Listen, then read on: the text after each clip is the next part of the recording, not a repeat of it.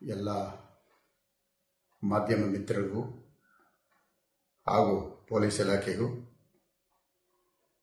ಏನು ನಿನ್ನೆ ಒಂದು ಪತ್ರಿಕಾಗೋಷ್ಠಿ ಕರೆದು ನನ್ನ ಬಗ್ಗೆ ಕೆಲವು ಆರೋಪಗಳು ಮಾಡಿದ್ದಾರೆ. ಈ ಆರೋಪಗಳೆಲ್ಲ ಸತ್ಯಕ್ಕೆ ದೂರವಾಗಿರ್ತಕ್ಕಂಥದ್ದು.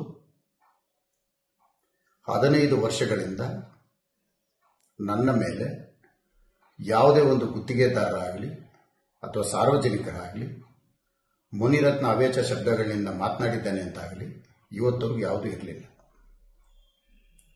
ಏಕಾಏಕಿ ಈ ಲೋಕಸಭಾ ಚುನಾವಣೆ ಮುಗಿದ ಮೇಲೆ, ಇದರ ಫಲಿತಾಂಶ ಬಂದ ಮೇಲೆ ಆವತ್ತಿಂದನೇ ನನ್ನ ಮೇಲೆ ಬಹಳಷ್ಟು ಸಂಚುಗಳನ್ನ ರೂಪಿಸ್ತಾ ಬರ್ತಾ ಇದ್ದಾರೆ.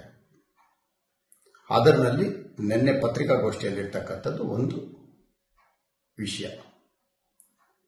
ಏನು ನಿನ್ನೆ ದೂರು ಕೊಟ್ಟಿದ್ದಾನೆ ವ್ಯಕ್ತಿ, ಈ ವ್ಯಕ್ತಿ ಸುಮಾರು 7-8 ವರ್ಷಗಳಿಂದ ನಮ್ಮಲ್ಲಿ ಕೆಲಸ ಮಾಡ್ತಾ ಇದ್ದಾನೆ.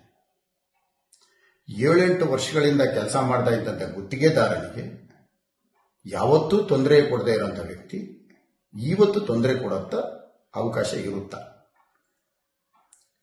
ನನಗೆ ಬಂದಂಥ ದೂರಲ್ಲಿ ದೇವರಾಜ ಟ್ರಕ್ ಟರ್ಮಿನಲ್ ಅಲ್ಲಿ ಪ್ರತಿ ತಿಂಗಳು 15 ಲಕ್ಷ ಅವ್ಯವಹಾರ ಆಗ್ತಾ ಇದೆ ಅಂತ ಕಂಡು ಬಂದಾಗ ನಾನು ಒಂದು ಪತ್ರ ಬರೆದೆ, ಇದನ್ನು ತನಿಖೆ ಮಾಡಿ ಅಂತ ಹೇಳಿದ್ದ ದಿವಸದಿಂದ ಪ್ರಾರಂಭ ಆಯಿತು. ಯಾವುದಾದ್ರು ಒಂದು ರೀತಿಯಲ್ಲಿ ಸಂಚು ರೂಪಿಸೋದಕ್ಕೆ ಈ 15 ಲಕ್ಷ ಹೋಗ್ತಾ ಇರೋಂಥ ವ್ಯಕ್ತಿ, ತಗೊಳ್ತಾ ಇರೋಂಥ ವ್ಯಕ್ತಿ ಬೇರೆಯವನು ಅನ್ನೋದು ನನಗೆ ಮಾಹಿತಿಯೂ ಸಹ ಬಂತು. ಅದರ ಮೇಲೆ ತನಿಖೆ ಮಾಡಿ ಅಂತಾನು ನಾನು ಹೇಳಿದ್ದೇನೆ.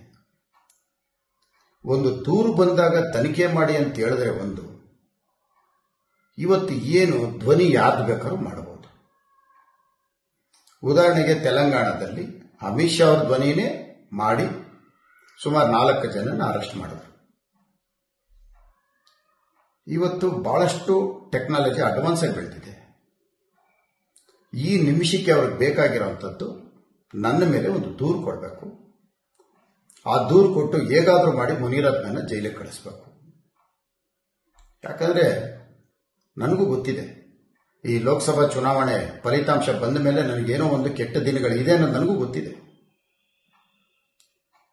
MLA ಎಲೆಕ್ಷನ್ ಅಲ್ಲಿ ನಾನು ಗೆದ್ದಾಗಲೇ ಗೊತ್ತಿತ್ತು. ಅದಾದ್ಮೇಲೆ ಮತ್ತೆ ಲೋಕಸಭಾ ಚುನಾವಣೆ ಆದ್ಮೇಲೆ ಇನ್ನೂ ಚೆನ್ನಾಗಿ ಗೊತ್ತಿತ್ತು. ಜಂಟಿ ಕಾರ್ಯಾಚರಣೆ ಇದು.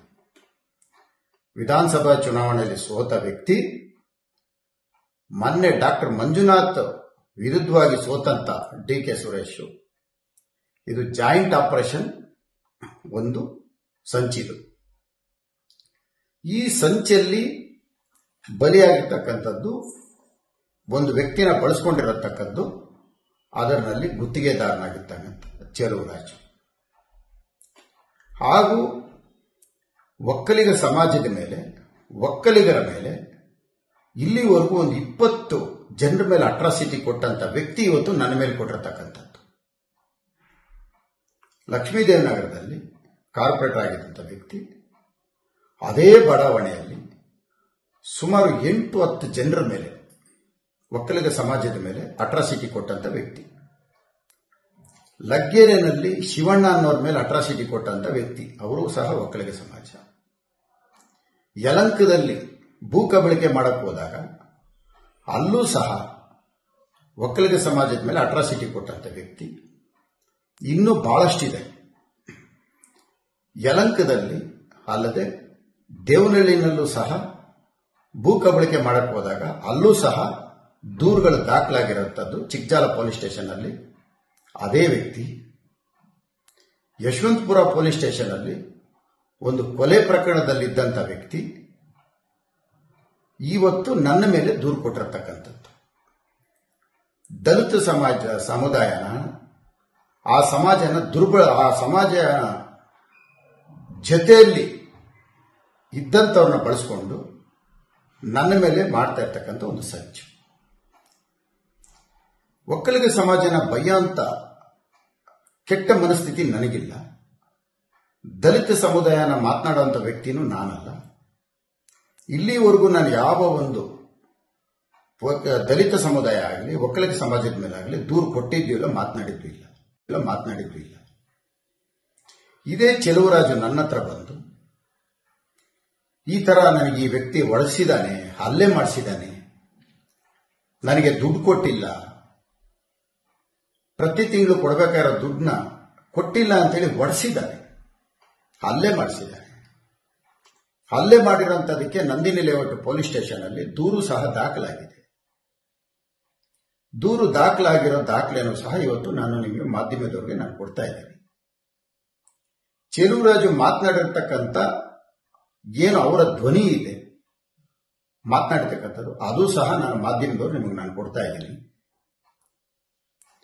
ಒಡಿಸ್ಕೊಂಡಿದ್ದವರು, ಒಡೆದಿದ್ದು ದುಡ್ಡುಗೋಸ್ಕರ ಇವರು, ದುಡ್ಡು ಪ್ರತಿ ತಿಂಗಳು ಕೊಟ್ಟಿಲ್ಲ ಅಂತ ಹಲ್ಲೆ ಮಾಡಿರೋದು ಇವರು.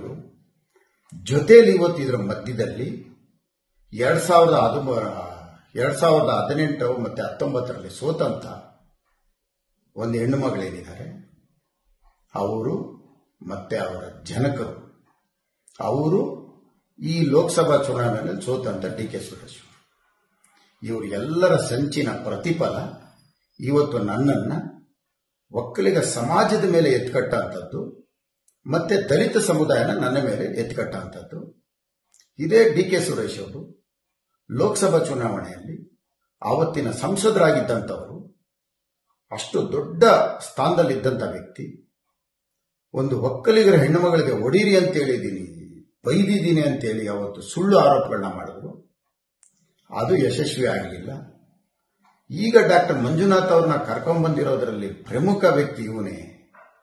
ರಾಜರಾಜೇಶ್ವರಿ ವಿಧಾನಸಭಾ ಕ್ಷೇತ್ರದಲ್ಲಿ 1 ಲಕ್ಷ ಮತಗಳನ್ನ ಹೆಚ್ಚಿಗೆ ಬಂದಿರೋದಕ್ಕೆ ಈ ಮುನಿರತ್ನನೇ ಕಾರಣ. ಇದು